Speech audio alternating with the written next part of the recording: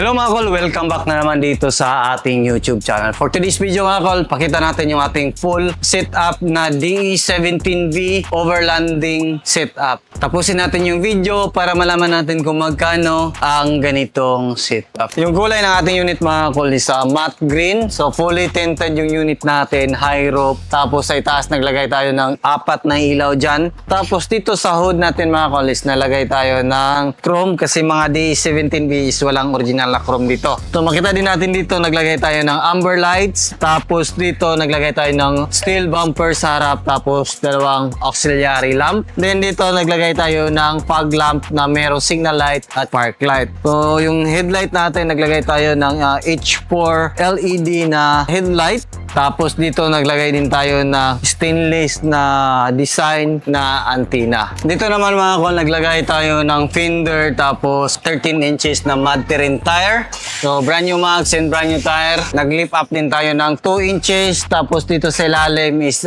kinulayan natin yung ating disc brake na kulay red para mas visible siya. Then dito makita natin naglagay tayo ng step board. Tapos makita natin sa itaas naglagay tayo ng Slim X na roof tent. Kita natin from Mammoth Fit-Out System or Overland Kings. Nag-customize din tayo ng top load carrier para malagay natin yung ating roof tent. Tapos dito naman yung kanyang ladder. Ayan.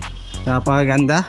Then dito, makita natin sa likuran, naglagay tayo ng spoiler. Yan po yung spoiler natin.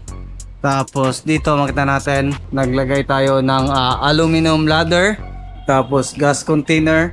Tapos dito makita natin meron tayong customized tail light tapos solid bumper from Suzuki Jimny. Kita natin yung signal light natin at saka park light, napakaangas. Yan, LED yan mga kol. Dito makita natin naglagay tayo ng 180 degree na awning, freestanding awning. So pwede natin yan naka-deploy yung ating mga pool. Kita natin. So, ganyan yung setup pag walang pool siya mga kol, napakaganda. Tapos meron tong mga ilaw dito. So check natin. Yan, meron siyang mga ilaw yan. So napakaganda yung overlanding concept natin na minivan. So check natin dito sa likuran natin. Manual sliding door. Makita natin captain seat siya. Napakalamig ng aircon, no? So captain seat, meron siyang armrest, meron siyang headrest. Kira din natin dito. Meron siyang third set sa likuran, dalawang third set. Ayan. Tapos makita din natin dito na maganda. Tapos power window yung sliding door natin. Meron tayong cup holder or bottle holder. Brand new na yung matting natin dito. Yan yung mga stepper na nilagay natin. So naglagay din tayo ng extra mini fan dyan sa gitna. Tapos dito, makita natin dito, ito yung puan natin, captain seat. So VIP concept. Tapos dito, ito yung kulay na napili ng ating client na design ng kanyang dashboard.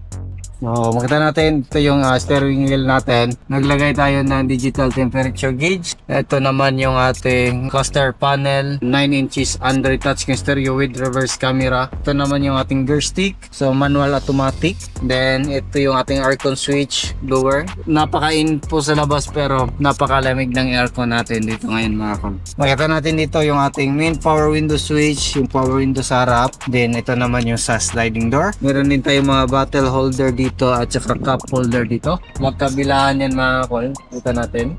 Then brand new na yung matting natin. So meron siyang handbrake dito. Then ito yung ating accelerator pedal. Yun yung ating brake pedal. Naglagay din tayo ng dashcam dito. Ayan. So front and rear dashcam. Tapos meron tayong lagayan na malaki sa itaas. Yan yung lagayan natin. Tapos dito meron tayong mga sun visor magkabilaan.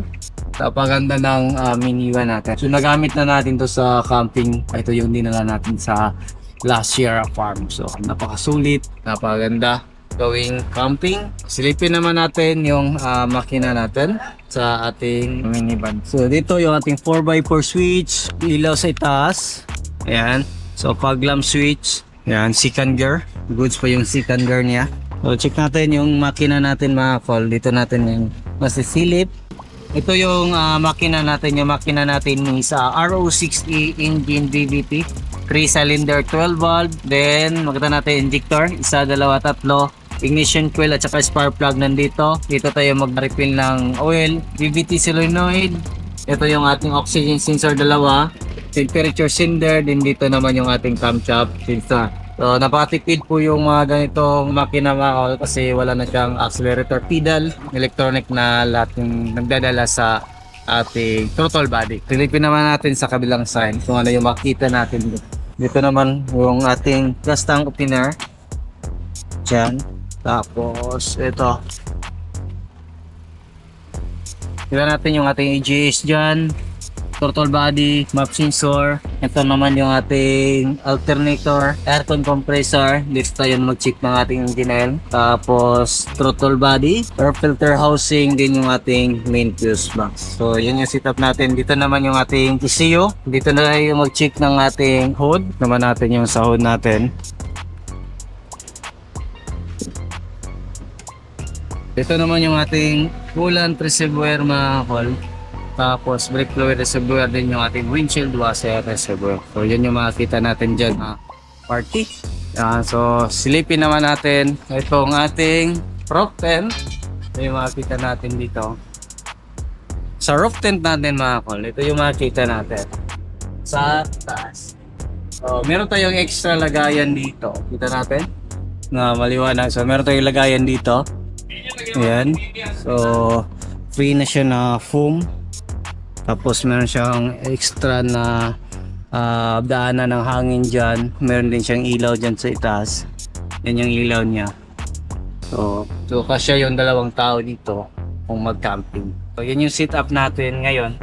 So ito mga kol, yung presyo nito is umabot siya ng 608,000 kasama yung mga roof tent upgrade niya. Pero kung hindi kasama, nasa 350,000 lang. Running condition na yung minivan natin sa 350. Pero kung marami kayong mga upgrade, katulad nito, overlanding concept, off-road setup, padagdag na maraming accessories, kaya umabot siya ng 608,000.